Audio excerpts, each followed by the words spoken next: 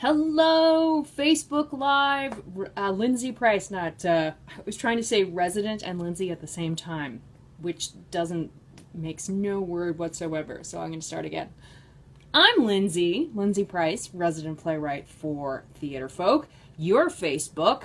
And today is Friday, so that must mean that we are here for a Friday giveaway. Now, full disclosure, I have a cold. Cough, Kleenex, kind of need lots of water, kind of cold.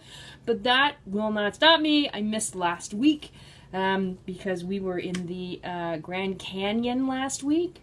There's no service in the Grand Canyon, just in case you were interested. You can't send a Facebook Live from, well, I suppose you could. Somebody could. I couldn't. So I wanted to make sure that we're here. I can carry on. It's all good. So we have a giveaway, and we have a wonderful giveaway in the description, which is above this video. Bell Work Prompts. If you've been in the game for a long time, if you've been in the classroom, you know what bell work prompts are. It is something that your students do as soon as they come into the classroom. They sit down, they grab their journals, and they spend like 5 minutes. You don't want to spend a lot of time on a bell work because you've got things to do. But it's something that they can do that as your students are straggling in, you can create. It's a great way to create routine, that they know the instant they come in that there is something that they have to do. Another really good, there's lots of really great reasons why to use bell work prompts. Playwriting is one of them.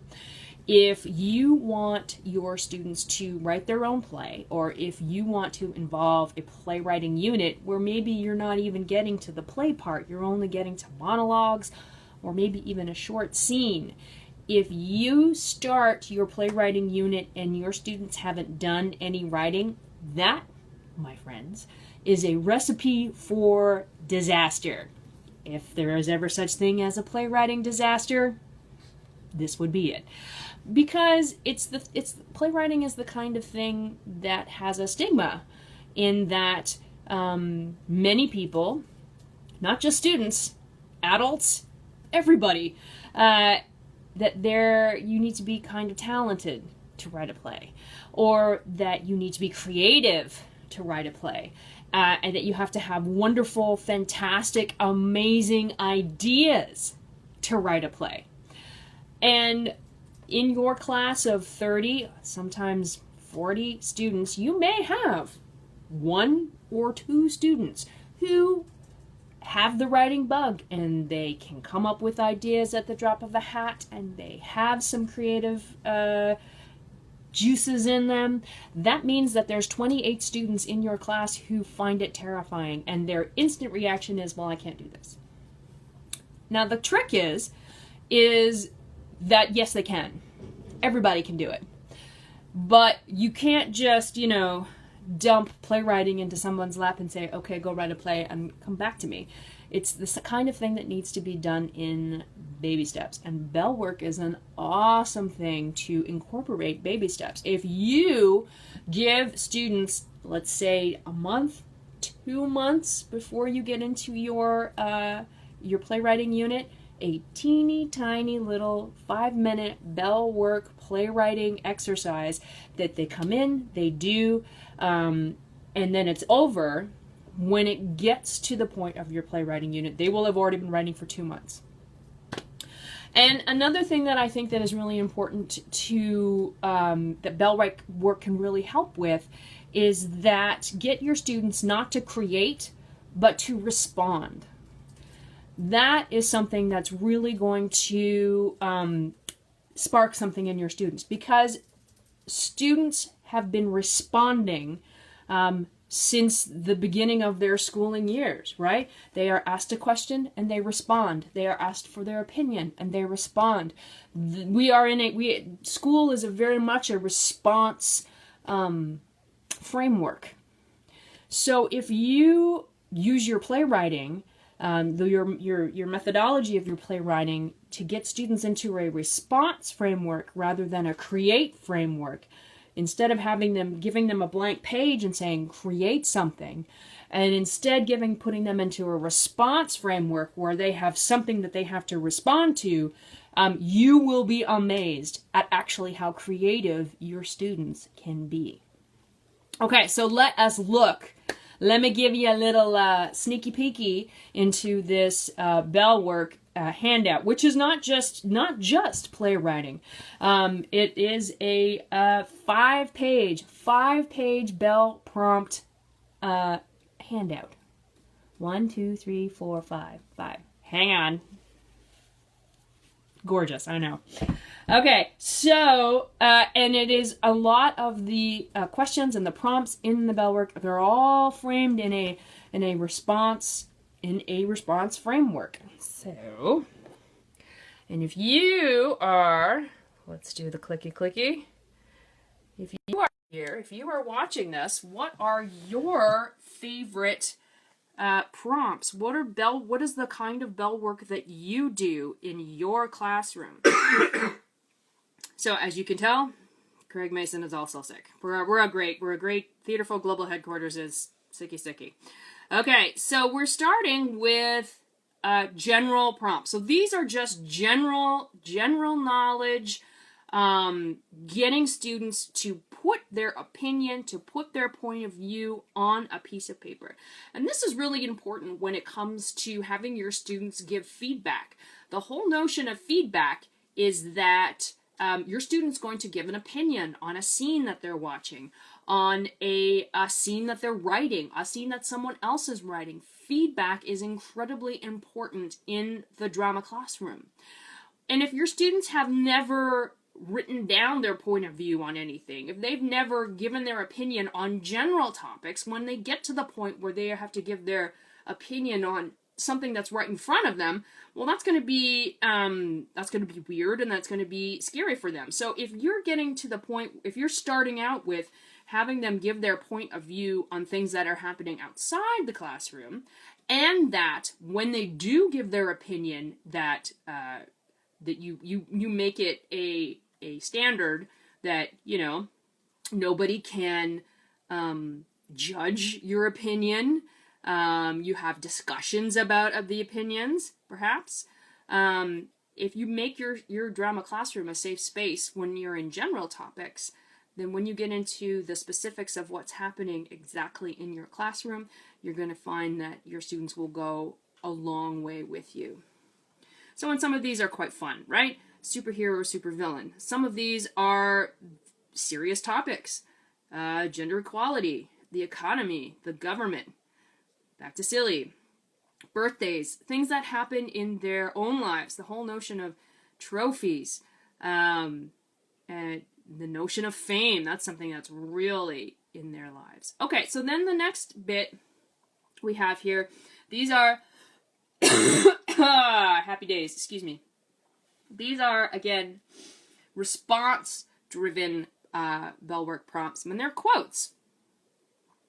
And these are general quotes. They're from all walks of life. We have Leo Tolstoy, we have Thomas Edison, Helen Hayes, Ayn Rand, Samuel Beckett, I will totally mess this up. Khalil Gibran, excuse me.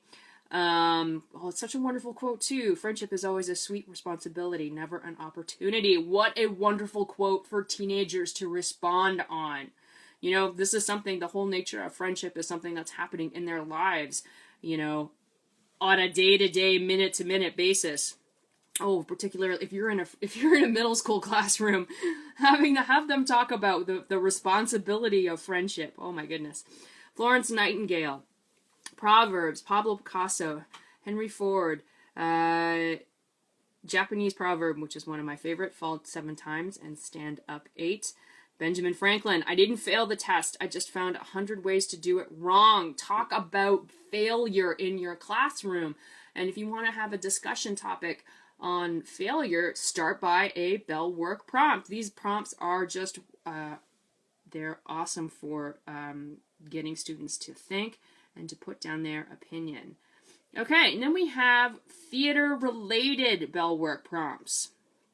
These are prompts that can let you know what your students know.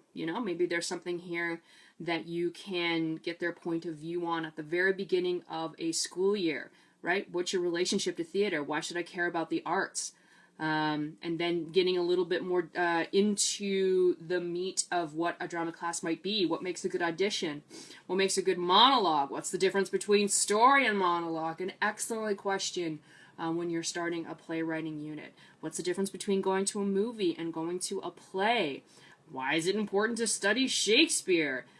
Jobs. Hey Danielle, the link is right above. This is the giveaway for today. It's Friday. The link is in the description.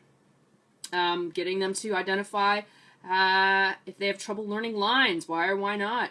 Character backstory, character physicality. What's a ghost like? The notion of stage fright, an excellent prompt if you're working towards a performance unit, and maybe you have students who have never performed in front of their peers before. What would it be like to see a play in ancient Greece? What would it like to see a play at the Globe Theater? I think it would be just like wrestling. What does it mean to cheat out to the audience, and why is that important? What does a director do? What makes a good play? And then the next page we have self-reflection. Again, this is all about getting students to identify a point of view, to identify what their opinion is. And you could really start to get your students used to the notion of self-expression, which really might help you in a playwriting unit. Get them used to putting an opinion on paper. Some of these questions, I'm sure they've never been asked before. Time for a water break because I am coughing. You can amuse yourself by looking at the self-reflection prompts.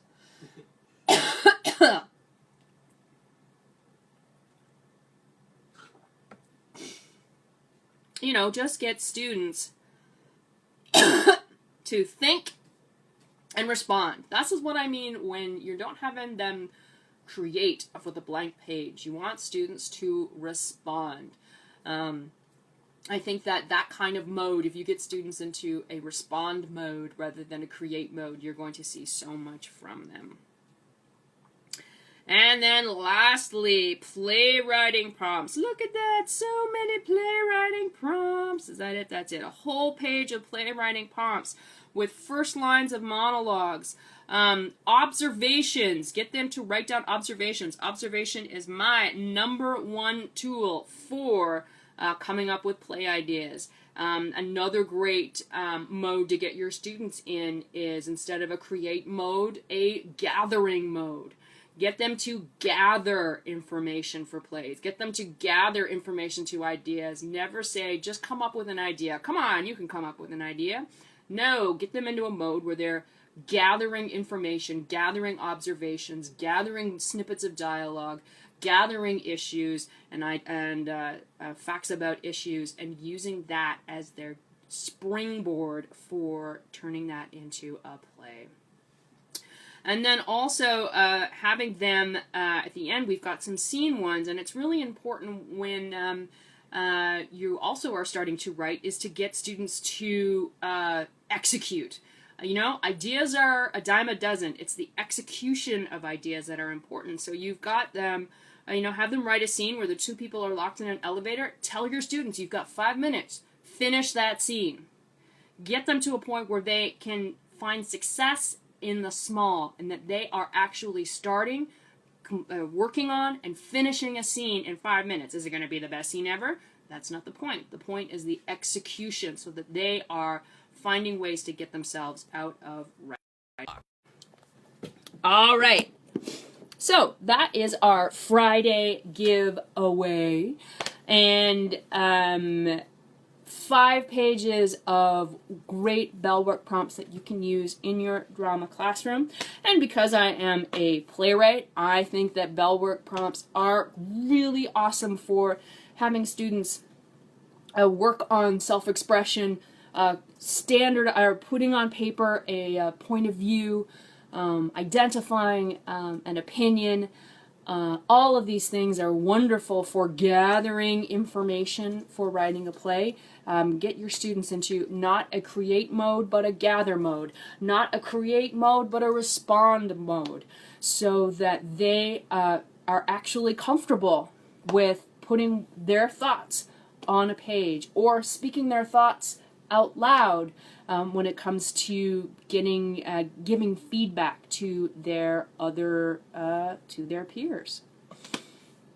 All right, so there we are.